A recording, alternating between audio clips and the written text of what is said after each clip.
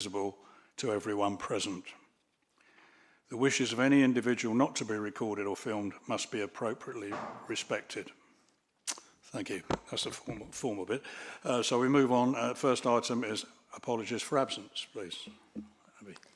Thank you, Chair. Apologies have been received from Councillor Steve Morphew, Councillor Mike Stonard and Councillor Martin Storey. Thank you. Right, and the next item is minutes, which are on page 6. We need to confirm the minutes. Has anybody got any... I assume you've all read the minutes. Has anybody got any objections or any questions? Happy for me to approve those? Thank you. Item 3 is declarations of interest. So do any members have any interest they wish to declare? Yeah. Sorry, I can't. Can you? Okay. Yeah. Anyone else? No? Okay. So item 4 is administration report, which is in the hands of Glenn Cossey. So. Thank you, Chair, and good morning and welcome everyone. We start with item 4, which is on page 10 of today's agenda.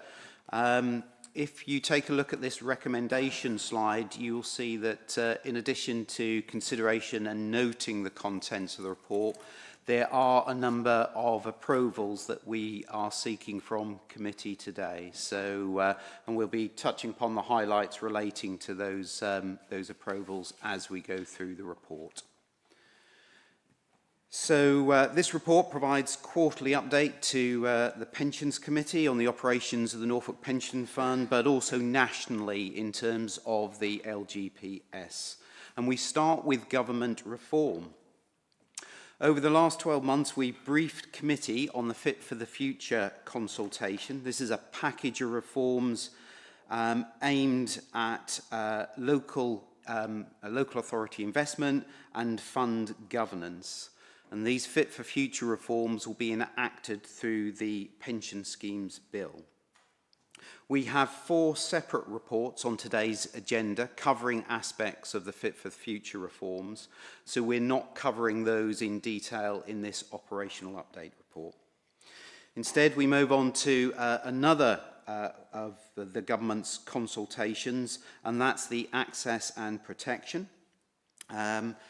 The fund responded to the access and protection consultation in December. The proposals contained within the consultation, there's 4 main proposals. Normal minimum pensions age is being changed to 57 from April 2028. LGPS membership for elected members and mayors, academies and application for direction, and also new fair deal proposals as well. Now, the government has published a partial response to this consultation and is prioritising the pensions for elected mayors and councillors. And this will mean that from May, after the local elections, elected mayors and councillors can join the LGPS. The remaining proposals in the access and protection consultation are expected later in the year. The government has also confirmed its intentions to proceed with most of the proposals set out in its access and fairness consultation. This was a consultation that ran over the summer last year. These changes are being phased in to assist with the significant workload required. And one of the items within the phase 1 implementation is gender pensions gap reporting. And we cover that under item 11 on today's agenda. And then finally on this slide, we have previously highlighted to committee the potential impacts of both pension fund, or on the pension fund, of both devolution and local government reorganisation. We remain engaged in corporate activity and programme work streams, supporting these areas of reforms, and more detailed planning can take place once the way forward is clear. We move on to the National Scheme Advisory Board. The board has published its 25-26 annual review, providing an overview of its work over the last 12 months and also setting out its priorities for the coming year. And the board has also refreshed its website, and I would just reiterate to the Pensions Committee, the board's website is a really useful source of information detailing the work that the Scheme Advisory Board undertakes in support of the wider LGPS. I'd also like to bring to your attention, attached to Appendix C, page 38, is the internal audit plan. The plan delivers audit coverage for the 4 key areas of pensions activity. That's governance, scheme administration, funding and investment, and LGPS national frameworks. And for the coming year, our internal audit services are planning 94 audit days over various audits spread over the year. Also on this slide, you will see the latest risk register heat map. That can be found at Appendix D in your committee papers, page 50 or 45. The management team are responsible for monitoring risks and risk mitigation. And this heat map identifies 2 areas of red high risk. The first of those is cyber and financial crime. That remains a red high risk, but there is a new addition, a new high risk for this quarter's reporting, and that is skilled resource in pension services function. This follows the retirement of 2 key experienced members of staff. In terms of mitigation of this new high risk, one of those vacancies has now been filled, and we have plans in place to manage the other vacancy. And as part of the ongoing mitigation for cyber security, the fund is implementing the recommendations from last year's review of cyber and data security arrangements. And you'll recall that we presented that full report to Pensions Committee in December. And that programme of work, the implementation, is being overseen by the Pensions Oversight Board. Moving on to slide 3, and just to bring to committee's attention at Appendix E is a revision and updating of the pension fund's pension benefits death overpayment policy. Now this sets out the fund's recovery policy in the event of the overpayment of a pensions benefit following the death of a scheme member. Now this usually happens when there's a delay in receiving notification of death. But the policy is important because the policy ensures compliance with legislation and regulation and provides that framework for debt recovery. Also on this slide, and attached at page 50, Appendix F, is our KPIs, key performance indicators. It's been another strong quarter for our member services, payroll and systems teams. These are really important indicators for the fund, the service, used in LGPS benchmarking against other LGPS funds, and also now form part of the annual report disclosure. You'll also see on the slide we've updated the average pension in payment value. Now that remains at around 5,500. Nothing like the gold-plated pensions that we often hear about in the press and the media. And interestingly, and a useful comparator, that's well below Pensions UK minimum living standards for a single person, which are around 14,000.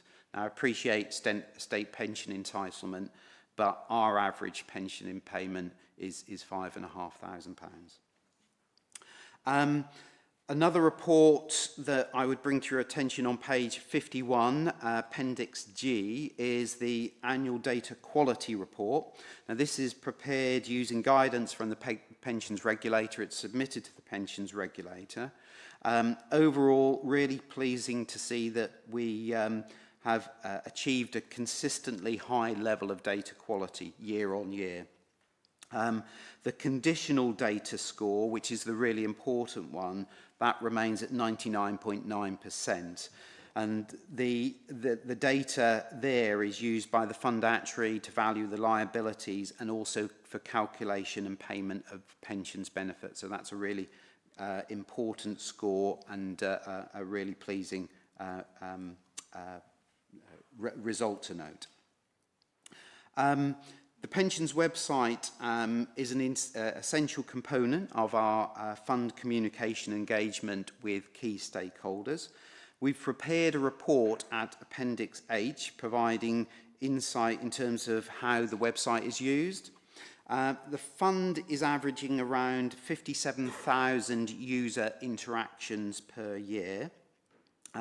If you have a look at the report, you will notice a drop in the number of registered users in December 2025, and this was due to the rollout of new software and that requiring a re-registration process. But the report is attached at Appendix H for your information. Apologies, I didn't move the slide on at that point. So jumping ahead 2 slides now. This slide introduces the service plan. It can be found at Appendix I, page 67. Now, this sets out the fund's activities and key projects for the next 3 years, but focuses on the next 12 months. There's the business as usual operational tasks and priorities, as well as the one-off projects and activities. It also identifies the resourcing and the risks around those activities. Teams and staff are engaged in the development of the service plan, and we actually use the plan to set performance targets for staff as well. Progress against the deliverables in the plan are monitored by management team, and the resources required for the BAU activities and the key projects have been included in the budget proposals that you'll find at item 6 on today's agenda. This slide highlights some of the fund's regular communications and engagement activities. And since our last update, our spring edition of Prime Time, our retired members newsletter, has been drafted and will be published at the end of March. The March edition, the spring edition, includes details of annual pension increases and pension payment dates. We also have an employer newsletter being drafted. We hope to get that out in late March, ready for the new employer contribution rates, financial year end, data quality, those sorts of things. We have booked and scheduled our next employer forum, which is on the 8th of July. And just a note at the bottom of the slide, in December we held our half-yearly team event, Hull team event, and the organisational structure for the governance and frameworks team, the new organisational structure, went live on the 1st of January. This slide and the knowledge and understanding is just a reminder that it's important that both Pensions Oversight Board members, committee members and officers, we do maintain our skills, knowledge and understanding. For Pensions Committee members going forward, a feature of the Fit for Future reforms and new regulations, it will become a requirement for individual members of Pensions Committee to demonstrate their knowledge and understanding. So that training strategy and your engagement in training events going forward will be really, really important. We also just comment on this slide and capture the activities of the National LGPS Frameworks team. Been a busy start to the year for them. They've launched the Actuarial Benefits Governance Consultancy Framework. That's a key framework really widely used within the LGPS. And they have a full programme of refreshers and launches of new frameworks throughout the remainder of this year, benefiting individual LGPS funds, LGPS pools and other public sector organisations. On this slide, and it also features as an approval for committee, is the cash management strategy and approved counterparty programme. You'll find details within your report on pages 18 and 19. The cash management strategy includes the management of cash held in our local Barclays Bank cash account and also cash held with a custodian, Northern Trust. The strategy also asks for approval the approved counterparties for the fund's currency programme. And finally, within the administration report, there are just 2 admission agreements to note, and I'll ask my colleague Alex just to say a few words on those. Thank you. Thanks, Glenn. It should be noted that we are still awaiting the full outcome of the Access and Fairness consultation as it relates to the model for the future admission of contractors to the fund. But in the meantime, we persist under the existing arrangements that the members of the committee will be familiar with. So we've actually got 2 admission applications. They're both in respect of the same contractor, which is Premier Education. Premier Education is a supplier of wraparound care within schools. As there are 2 separate contracts here, the mirror of the admission agreements to the contractual arrangements applies. So we've got one in respect of West Walton and Tilney Lawrence, the community primary schools. They're part of the same federation, and one in respect of South Wootton Junior School. Thank you. Thank you both for that. Any questions from the member? Brian? Thank you, Chair, and thank you, Glenn, for your sort of detailed presentation.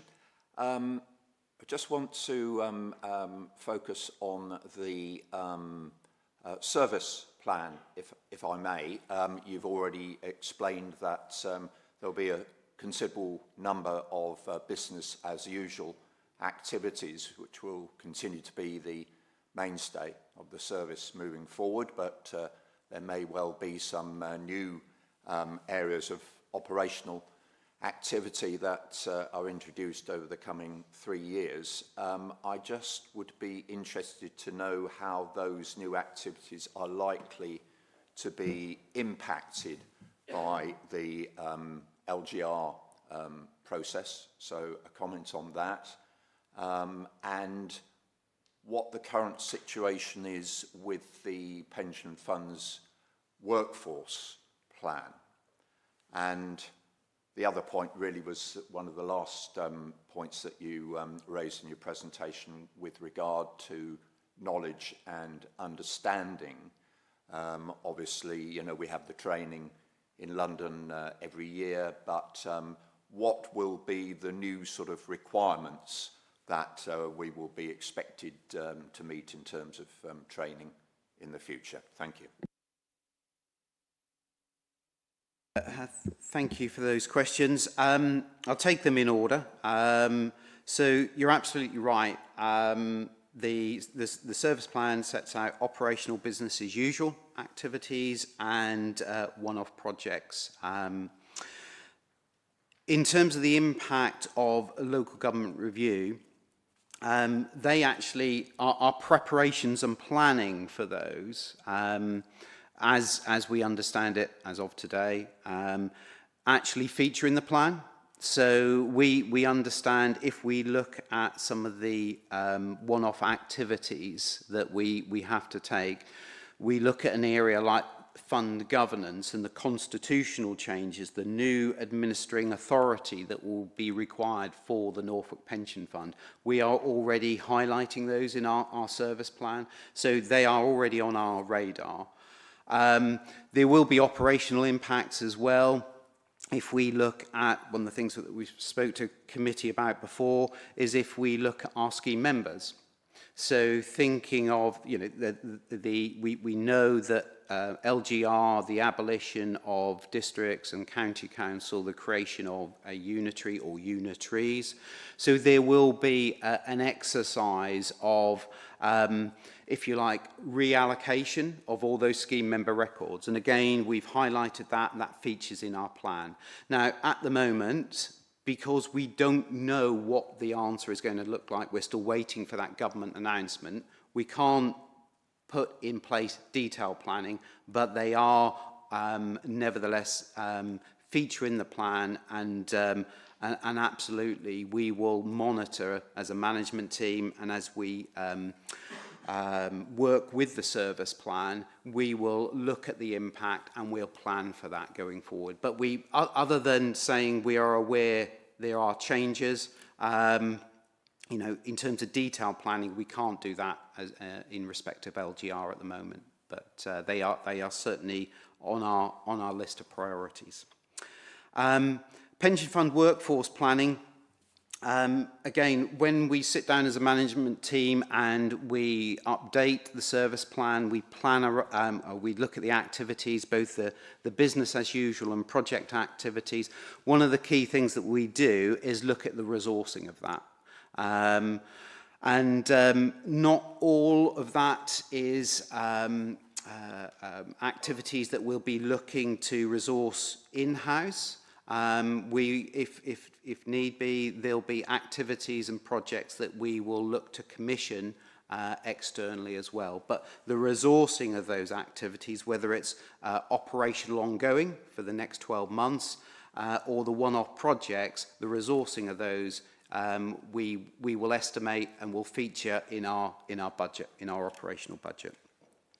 In terms of training requirements going forward under skills and knowledge, you mentioned the days in London. I think as a fund, we've always put a lot of thought into presenting things like the committee agenda and the training for the next 12 months. If you look at one of the appendices to this administration report, there's a forward plan. So that looks at the forward activities of Pensions Committee. It considers the knowledge and skills that committee will need, and we then look at the training requirements for that. So that's something that we're doing all the time, and we will provide that training going forward. I think what we're saying is the fit for future requirements, regulations, will really require members to engage in that activity. So as a fund and as officers, we're always thinking about what training, knowledge, skills we require. We will put together a program for that, a training program for that. But what will be different going forward is really looking for that engagement from pension committee members in that training. Thank you. Do we have any other questions before? Okay, if not, we move to the recommendation, which is on the screen. I won't read it all out, there's rather a lot of it, but you can see we have to actually approve something within that recommendation. So can I ask all those in favour of the recommendation to indicate? Thank you, that's unanimous. Carried. Thanks very much for that report. It was very, very detailed, as Brian said. The next item on the agenda is the update from the Pensions Oversight Board, which is on page 106. Brian Wigg is unfortunately not here today, and I believe Joe Quarterman will be giving this report on his behalf. Yes? Thank you. Thank you. Yes, good morning. The Pensions Oversight Board last met on the 10th of February, and the agenda for that meeting and the minutes of their previous meeting in November are appended to the board in your pack. As Greg alluded to, Brian has been unwell, so was unable to attend that last meeting. So Julie Brown was elected as chair for the day for that meeting. As always, we bring you up to date with the membership of the board. We do still have one vacancy on the board for an employer. Ideally, we're looking for a non-precepting employer representative, but we would welcome any employer. You'll be aware that we've been trying for quite a while to fill this vacancy. We keep promoting it. Brian comes to employer forums to promote the opportunity.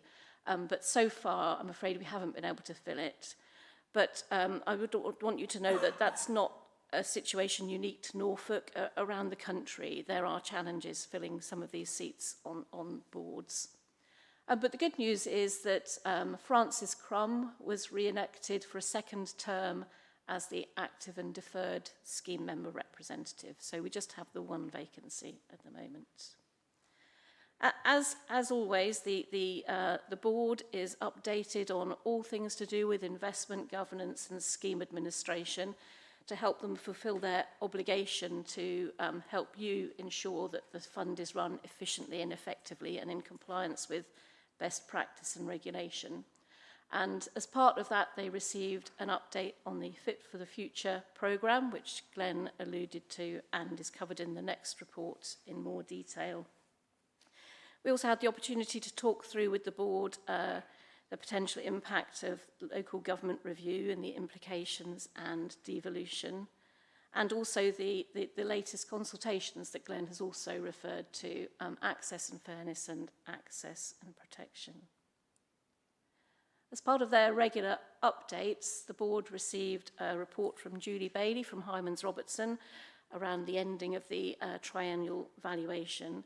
But they also were updated on the fund's approach to funding risk management, the latest on the funding strategy statement consultation, and Julie also went into more detail about the access and protection reforms. One of the big pieces of work that the board has focused on behalf of committee for the last couple of years has been the fund's preparation for and compliance with the new pensions regulator's general code of compliance. And the board has brought regular reports to you as a committee to assure you of the progress we're making in compliance. And the good news is that the board received the latest update this time, which confirmed that we're 99.9% compliant, and the board therefore decided that they would only like to have an update on that annually unless something occurs otherwise. So I hope that gives you, from the board, assurance that we are working within the TPR's requirements. The board also received the draft version of the service plan, which you received in the last report. And as part of that, they also looked at the Pensions Oversight Board budget, proposed budget for the year ahead. The Pensions Board has a budget within the Pension Fund's budget, and that covers all their training and if it gives them the opportunity to seek advice on various things if they're able to. And that the board agreed the budget to go into the budget paper. And the board always, as regularly as part of its oversight of the fund's performance, looked at the latest risk management data from the December committee. May I have the next slide, Glenn? Thank you. The board has a bit more flexibility in setting its own agenda than committee does, a bit more time. And so the board's priorities for the next few months, year almost, will be still focusing on that oversight of TPR compliance and also cyber and data risk to give you that assurance to the board, but also, of course, the Fit for the Future reforms to make sure that we, the fund, are preparing as we should be for complying with those. As was alluded to earlier, the board has always, since it was set up, has had a regulatory obligation to attain and maintain the skills it needs to understand the information it's receiving and challenge appropriately. And so we're delighted that all the board members were able to attend the November training, and along with committee members and officers. And board members also recently attended the LGA's governance conference in January. And that's all I was going to say. Obviously, any questions? Thank you for that report, Joe. Any questions for Joe? No? Well, we only have to note the contents of this report, so happy to move that. Thank you. Thank you very much. The next item on the agenda is where are we? Update from the pensions. Oh, I've got that one. Item 6. Yep. Fit for the Future reform, which is on page 116 and is in the hands of Glenn. So. Yeah, thank you, Chair. I'd just like to draw committee's attention to the recommendations and the second recommendation. So this is requesting delegation to proceed with the appointment of an independent person. I will explain that in the context of the report in just a moment. But the recommendation as recorded in your committee papers talks about independent advisor. That is incorrect. It should say independent person. So we do apologise for that. but if we could just capture that in the minutes in terms of the recommendations, that would be really helpful. Thank you. Okay, so moving on. As previously discussed with committee, the government's Fit for Future reforms will have far-reaching impact on fund governance, investment pooling, not only for the Norfolk Pension Fund, but across the LGPS. And this paper sets out the new fund governance requirements and recommends a number of actions to ensure compliance with the new regulations, the new Fit for Future regulations. So a little bit of a recap on this slide. The government launched its Fit for Future consultation in November 2024. In May, and the fund and LGPS funds were encouraged to respond. In May 2025, the government confirms its intention to implement the majority of the proposals set out in the consultation document. The government has now also consulted on statutory instruments being implemented later this year. And of course, there is the primary legislation as well. The regulations, the statutory instruments, will be taken forward and implemented through the Pension Schemes Bill. The legislation and the regulations are expected to come in force around the beginning of April.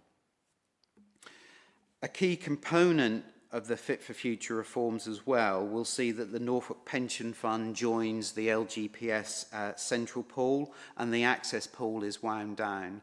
But I'm not going to cover those aspects in this particular report because they appear elsewhere on your agenda. So this slide really is a summary of the reforms as proposed. Implications for all LGPS funds, and if we look at those bullet points there, so LGPS funds are expected to strengthen governance requirements, prepare for triennial independent governance reviews.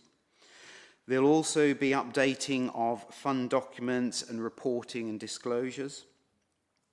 We must meet the mandatory investment pooling models and requirements, strengthen local investment processes, and ensure compliance in terms of deadlines, particularly those deadlines relating to pooling and the transition plans.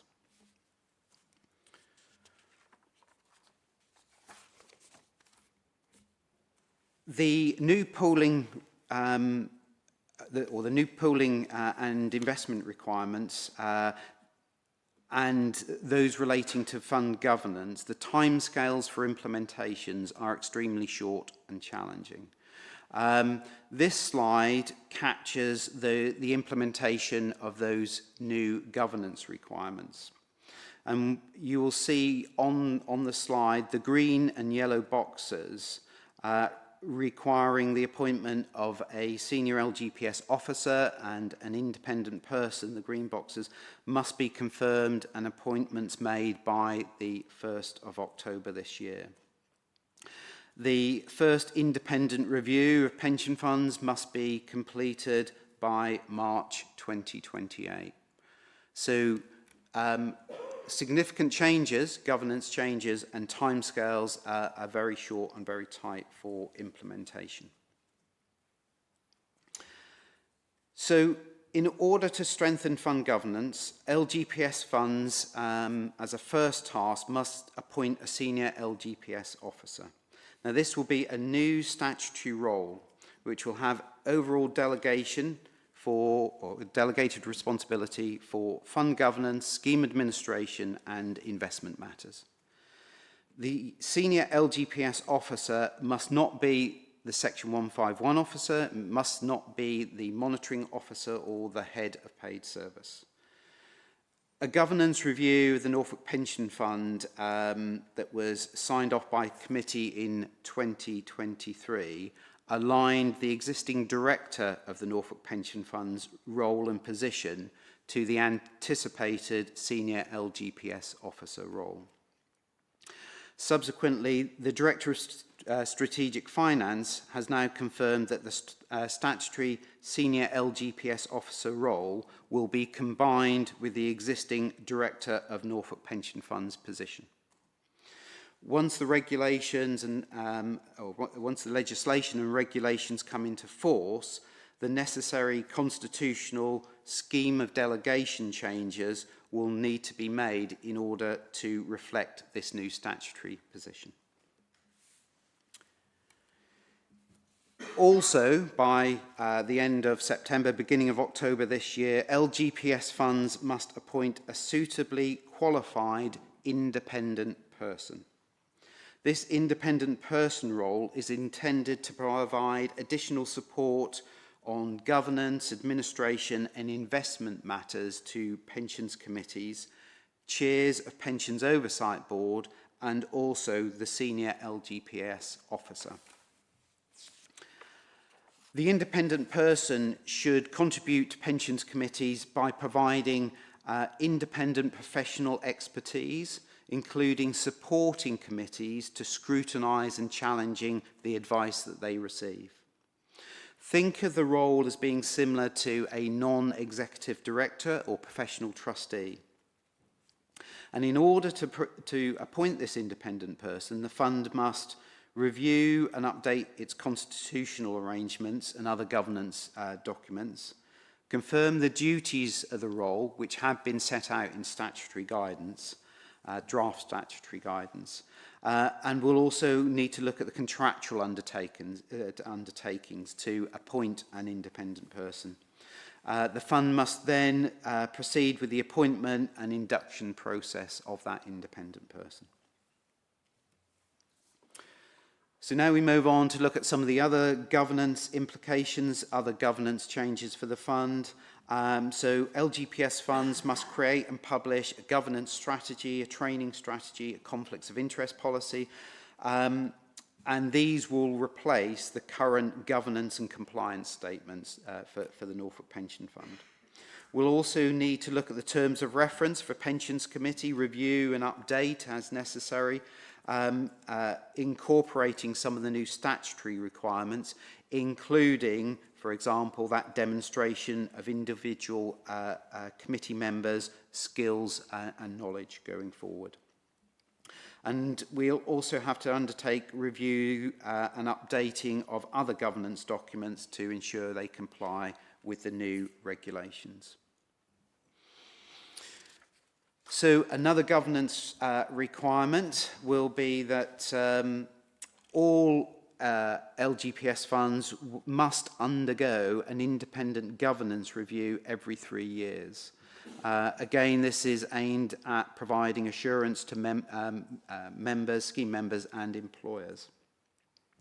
The first independent governance review must be completed by 31st of March 2028, and then every 3 years thereafter, tying in with the valuation cycle of LGPS funds. Independent governance reviews will be expected to report their findings to Pensions Committee, report and publish those, and also present improvement plans where appropriate. The reviews must be undertaken by a suitable person, independent of any pre-existing relationships, contractual relationships with administering authorities. And the Secretary of State will have new powers, and these powers will be able to direct administering authorities to undertake independent governance reviews and also intervene where they believe there is no credible action plan or insufficient progress is being made implementing actions. Ultimately, the Secretary of State will have new powers to wind up and merge pension funds, LGPS pension funds, and responsibility for arranging independent governance reviews will lie with the senior LGPS officer. Finally, this report in section 6, 7 and 8 does refer to the new regulatory requirements for pooling and investment under the Fit for Future reforms, but I don't propose to cover these in detail in this particular presentation as they're covered elsewhere on today's agenda. Thank you, Glenn. As Glenn has said, we've got to really move fairly quickly on the recommendation here. So just before we go to the recommendation, any questions for Glenn at all? Brian? Thank you, Chair. And I did have a question on local investment, but I'll leave that until later. A couple of questions. Really, I mean, you referred to the new post for statutory senior LGPS officer and combining that with the director role. So my first question would be whether you envisage any sort of material difference to your own responsibilities moving forward with that. And the second question relates to the independent person. And we've seen that that person should provide additional support and expertise to the committee, which I'm sure we'd all welcome. But I mean, we get lots of very good advice already from you guys, from all of you. And I just really wondered what extra advice and expertise we will actually get from that. Thank you. Okay, I'll perhaps deal with that, your second question first, if I may, around the advice being given by the independent person. You're absolutely right. The Norfolk Pension Fund has always been well served in terms of its advice it's received from particularly external parties. We do have a long relationship with Hymans Robertson in terms of actuarial and investment services. We've received legal advice and training from the likes of Squire Patton Boggs. Going forward, there is going to be quite a fundamental change in terms of how some of that advice, or where some of that advice will be coming from under the Fit for Future regulations and reform. Investment pooling is a key feature of the reform, and you will understand that from April, the Norfolk Pension Fund and its relationship with the Access Pool is being wound down, and those assets are being transitioned to LGPS Central. So LGPS Central as a pool will be responsible for those investments going forward. But not only responsibility for the investments, but also providing investment advice. So over time, our relationship with Hymans Robertson, for example, around investment advice will change. And as a committee, you will be receiving that advice from the LGPS Central Pool. Now, that's not only just a change for the Norfolk Pension Fund, that's across the LGPS. In the pool companies, and there are a number of pool companies, LGPS Central being one of them, will be the provider of investment advice to pension funds going forward. So therefore, within the regulations, the thinking there is that you will need, as a committee, an opportunity to question, to challenge, to scrutinise that investment advice that you are receiving, because over time we won't have Hymans sitting there in that capacity. So I think that's one of the key changes, that's one of the key functions and requirements that the government is setting out in their reform proposals. And the idea is that LGPS pension funds will be appointing independent advisors, and one of the areas that they will be able to advise committees on will be on investment matters. It's interesting because that if you look at that terms of reference, it's not just investment matters. it is investment governance and scheme administration as well. And that's really interesting because, you know, the number of people out there who has that broad and also depth, breadth and depth of knowledge in those three areas is really quite limited. And I think that's one of the reasons as a fund we're quite keen to progress this sooner rather than later, because there will be 86 LGPS funds all looking to appoint these independent advisors. And I think if we can move sooner rather than later in that appointment, I think we can hopefully secure somebody who will be able to support the Norfolk Pension Committee going forward in giving advice. So that was your second question. Coming back to new responsibilities for the Director of the Norfolk Pension Fund.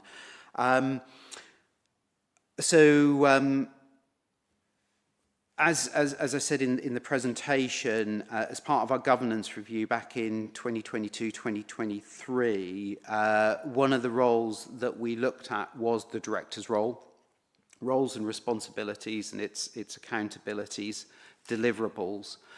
And this good governance, these good governance reforms have been around quite a while. They first surfaced as a report actually undertaken by Hymans Robertson in 2018-2019. So as a fund, we always had an idea of how the good governance recommendations and some of these proposals would be implemented. And so we took the opportunity in 22-23 to incorporate some of those changes, some of those requirements within the job description, the job role of the Director of Pensions. But that's not to say the role doesn't need to be looked at again, because it does. I mentioned there that one of the new responsibilities for the Director will be overseeing and commissioning and overseeing the independent governance reviews every 3 years. So that's an example of a new activity, a new role. So it will be, sourcing, procuring that independent review, the delivery and the presentation of any findings, and also responsibility for delivering the actions that would come out of that. So yes, there'll be changes to the role. Any other questions? It seems that we have to appoint an independent person, government requirement, so I don't think, whether we think that's a great idea or not, we still have to do it, I'm afraid. So can we have, the recommendations are up on the screen again, I won't read them all out, you're aware of them, but the main point is we need to delegate authority to the Director of the Norfolk Pension Fund, the S151 officer and the monitoring officer to make arrangements for appointment of an independent person. So are we all in favour of this? Thank you.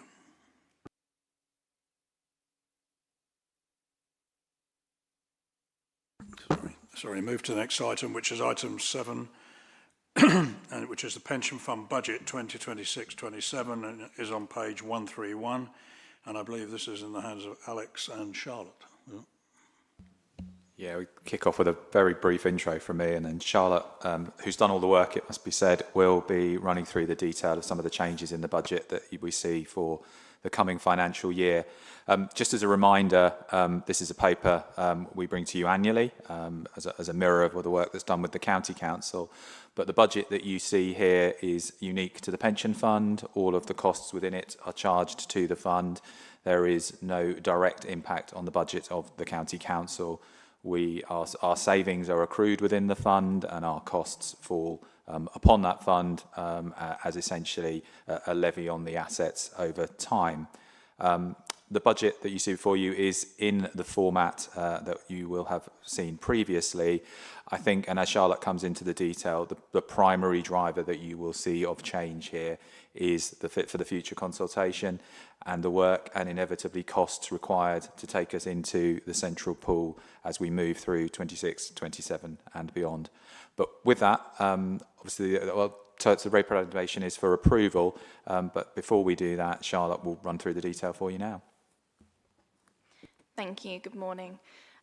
So as Alex has just mentioned, the pension fund budget is set separately from Norfolk County Council. It's a ring-fence budget, and therefore all costs are incurred by the fund. And of course, all savings accrue to the fund as well.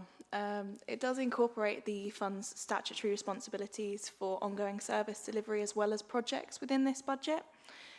It includes assumptions on pay that are consistent with the corporate authority, that is namely that we assume a 3% departmental pay award for 26-27, and we do continue to budget at top of band for individuals, and as far as is possible at a full-time FTE as well for each individual within the budget.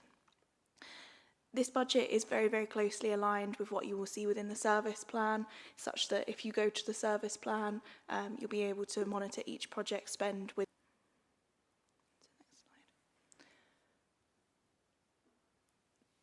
Next slide, please. Thank you. So the headline for the budget is a rather large one this year, unfortunately. That is that we will see a 44% increase in the budget, and I will talk you through that and hopefully assuage any concerns you have over that figure as a headline. This is that the budget will increase to 7.26 million. This is around 0.1% of the overall assets under management of the fund, to put that into context for you. The 2026-27 budget includes staff costs, and this is the largest cost that does accrue to the fund when we set our budget. This represents about £3.3 million worth of costs within the fund's budget for the coming year.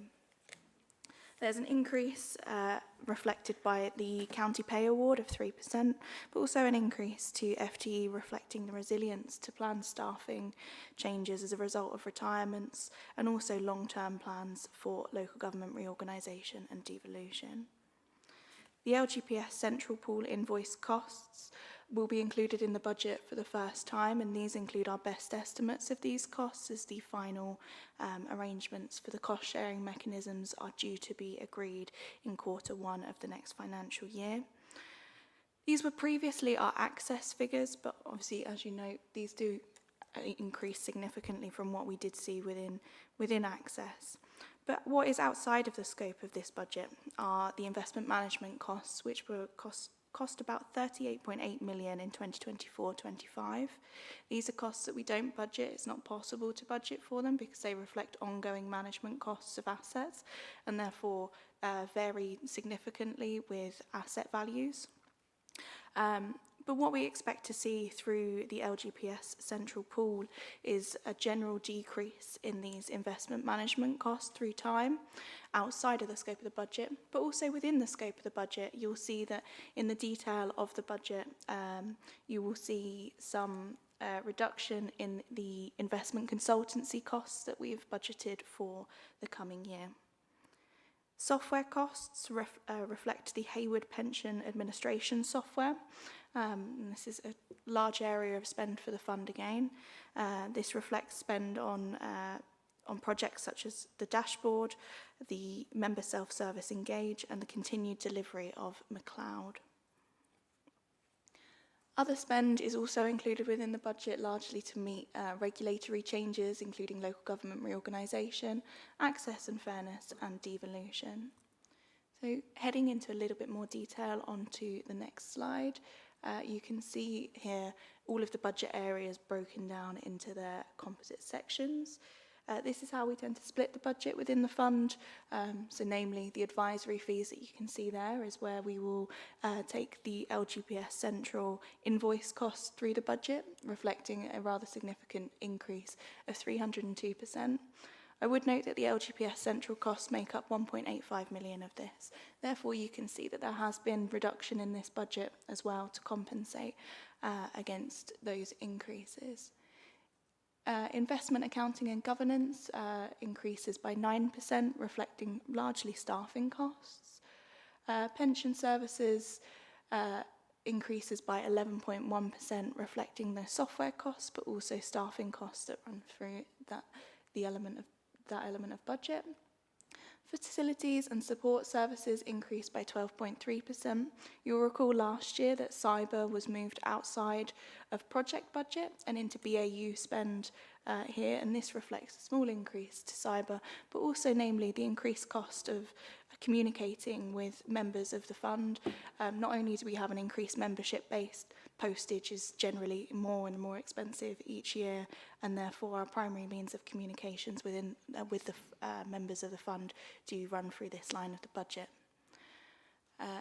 The project spend is forecast to increase by 5.1%, and the pension board costs, which Joe has spoken about having been agreed at the most recent oversight board meeting, increases by 8.1%.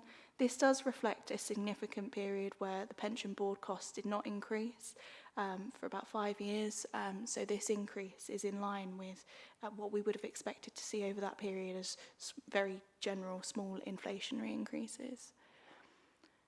On to the next slide, we will run through some of the projects that you can see within the budget. This isn't an exhaustive list. An exhaustive list is included within the papers of the budget, but this does highlight some of the larger projects that we have budgeted for 26-27, namely Fit for the Future, governance and compliance. This is around ensuring that we meet the regulatory requirements associated with the presentation Glenn has just delivered to you. There will be a governance and communications strategy core document review to consider how we communicate with the different stakeholders of the fund. Costs associated with the setup of the dashboard are here, whereas ongoing costs of supporting the dashboard are recognised within that software budget that we spoke about previously. There's some budget provision for the Protection Act Access and Fairness guidance and any changes that we may need to develop in-house as a result of this. The investment strategy statement review will be included within this budget. You may recall we last brought to you a very light hand touch review of the ISS statement, and it is intended that by September this year, to meet the requirements under guidance, we will do a full review of this document, and hopefully we'll be able to incorporate some feedback from LGPS Central within this. Project Connect is generally the costs associated with access for the 26-27 year, and that is associated with the close down of that organisation. Local government reorganisation features within the budget, and within the specifics of the budget you will see this split out to governance and transition, communications and actuarial and legal costs. These are costs that we anticipate may come in 26-27, so we're being prudent in assuring that we capture these within the budget, but may fall into 27-28. And same with devolution, there is a very small provision there for actuarial and legal support. I'm happy to take any questions that anyone may have on the budget. Any questions? Steve? Sorry, Charlotte, can I just ask, are there any new FTEs built into this budget that weren't there last year? Yes, we have the approved FTEs under the governance strategy. Apologies, I can't think of the name of the project that we did. The review of the frameworks and governance teams that you saw mentioned earlier. Thank you. Yeah.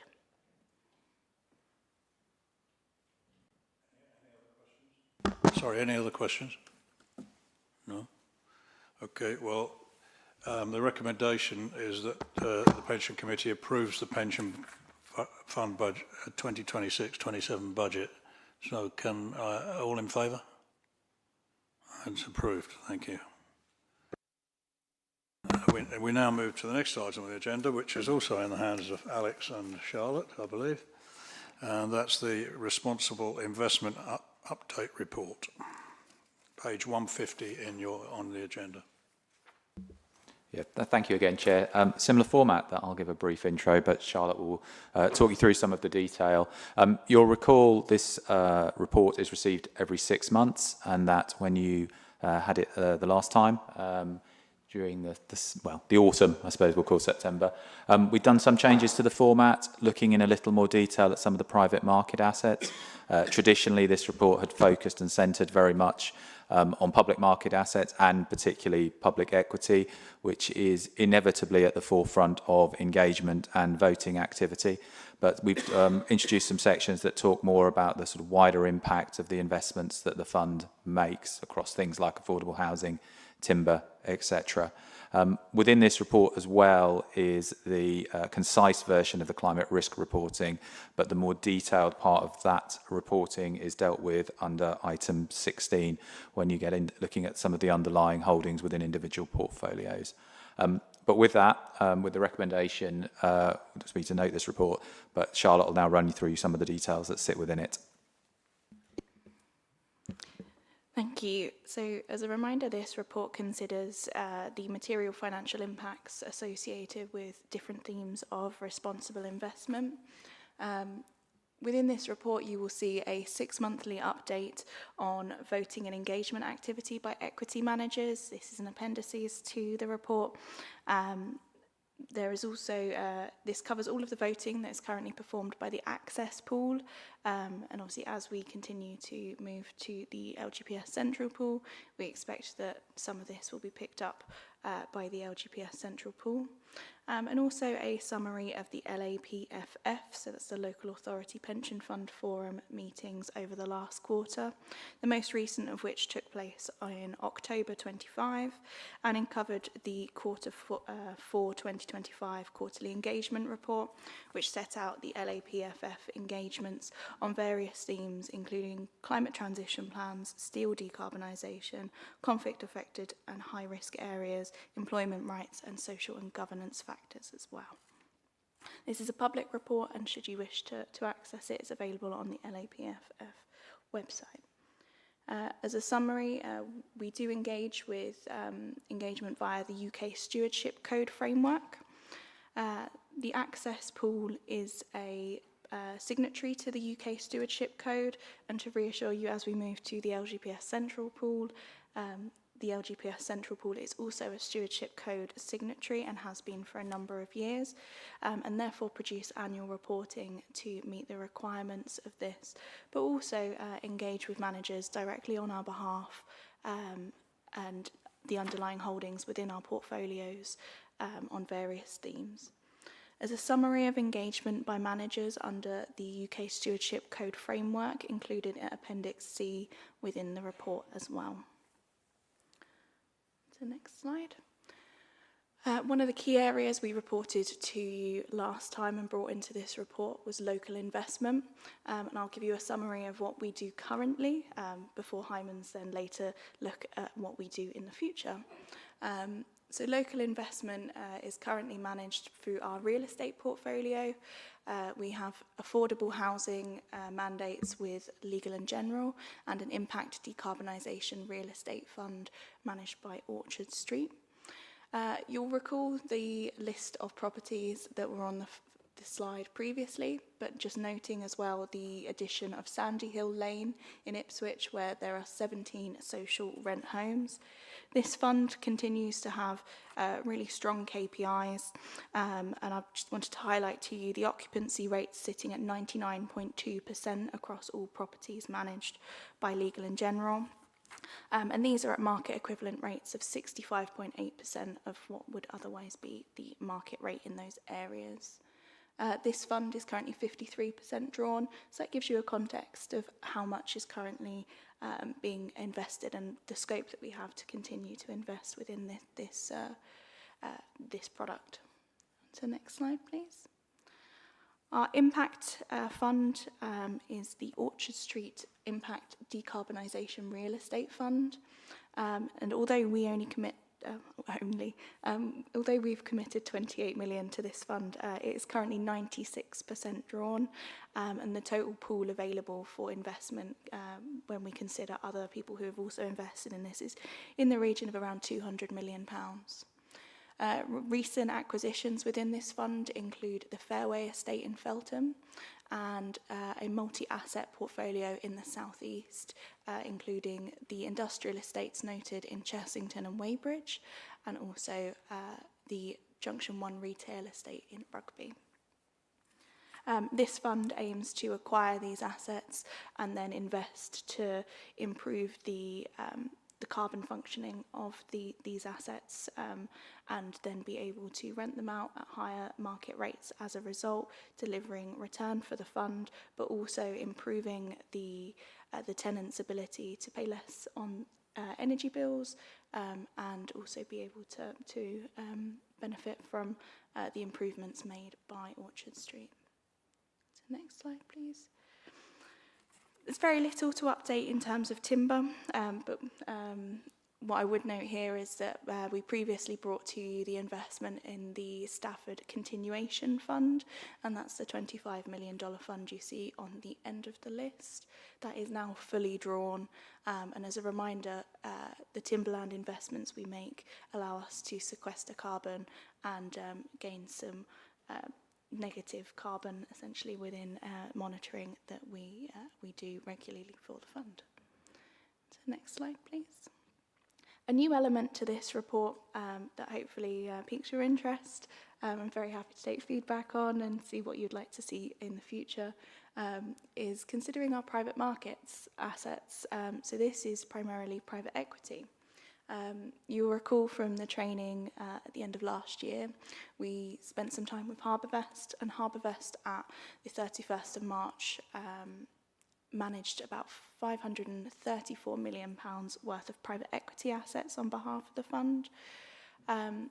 Reporting on carbon and emissions within private equity has always been very, very difficult, but we're really pleased to be partnered with HarbourVest in this, as they are continually pushing the boundaries on being able to report and engage with the general partners to be able to improve this data.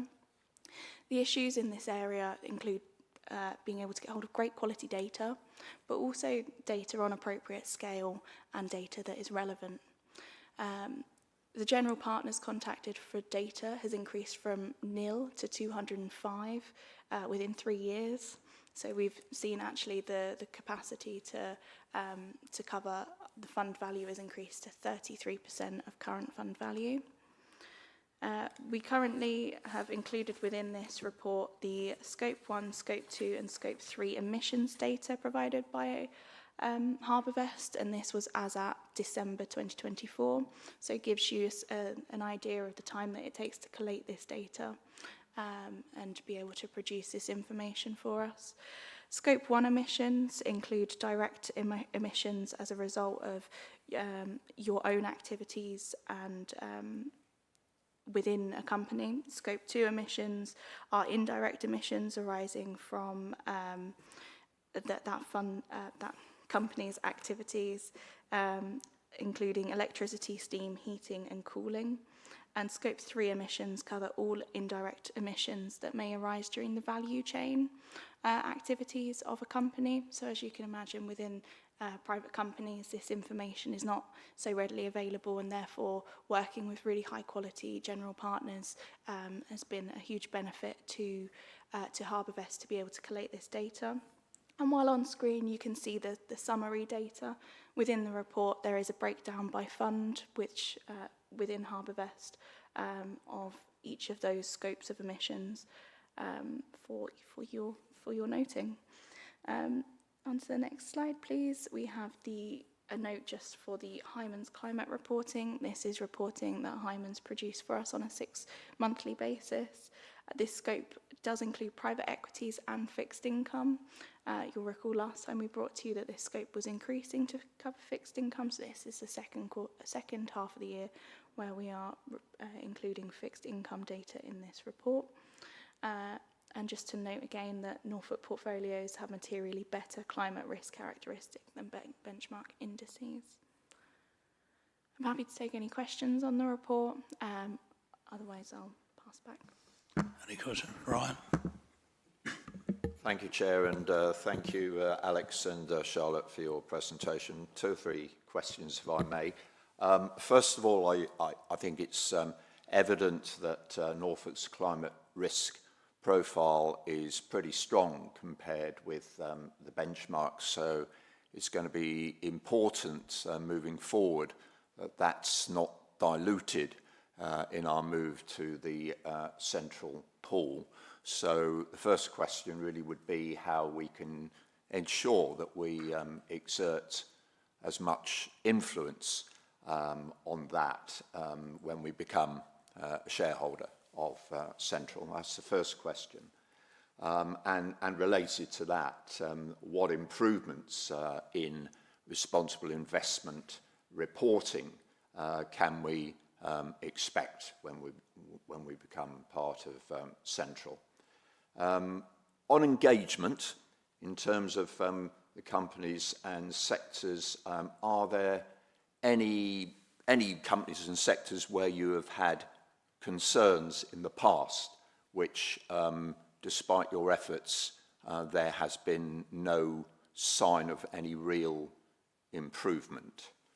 That's my second question. And the third relates to local investment and how affordability might be monitored to ensure that homes stay generally below the existing market rents. Thank you.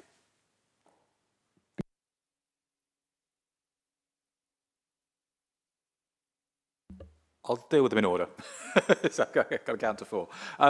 So on climate risk and influence, I think we, as part of the diligence that we undertook last summer, we met on a number of occasions, as this committee has with the RI team at Central.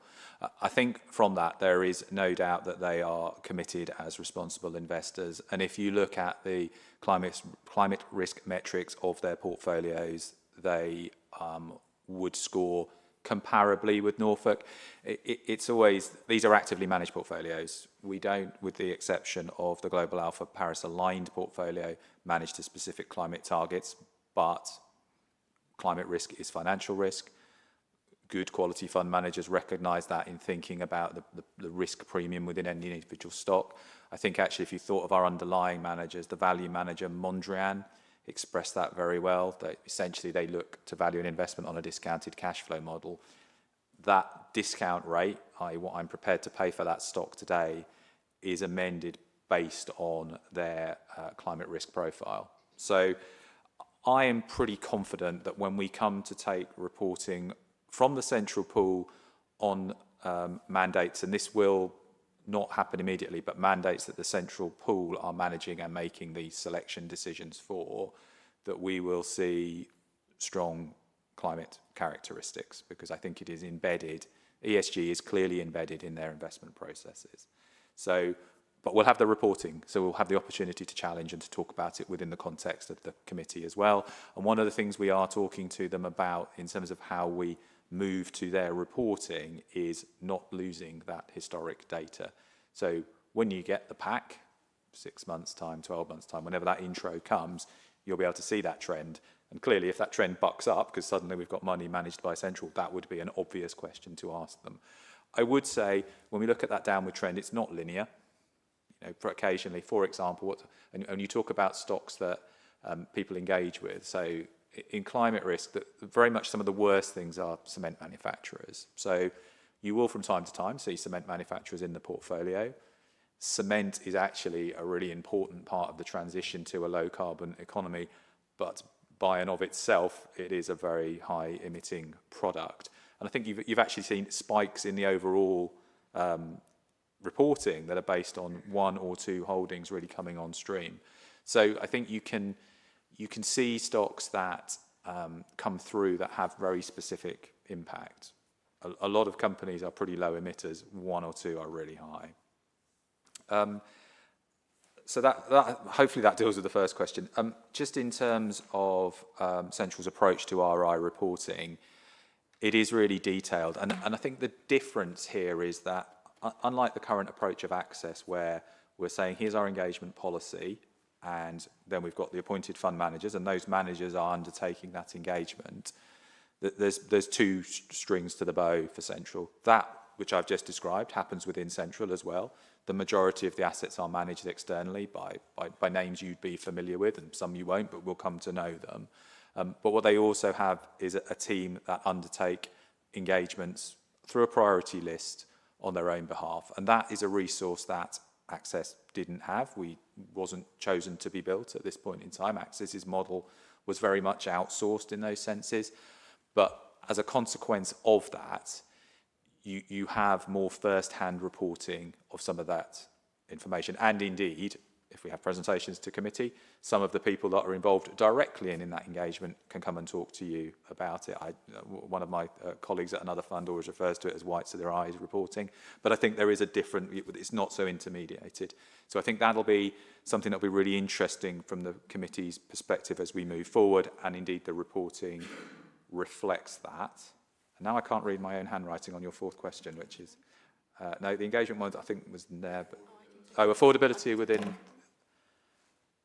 Charlotte, take it.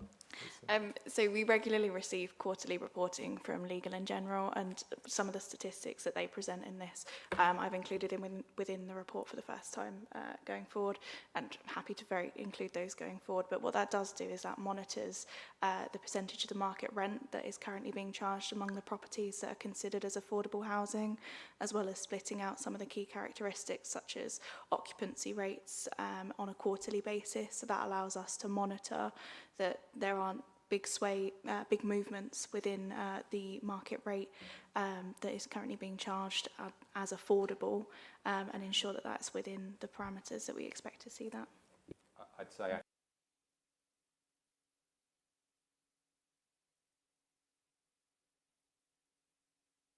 as a percentage, you'd expect to see those rents rise, but they should be capped out.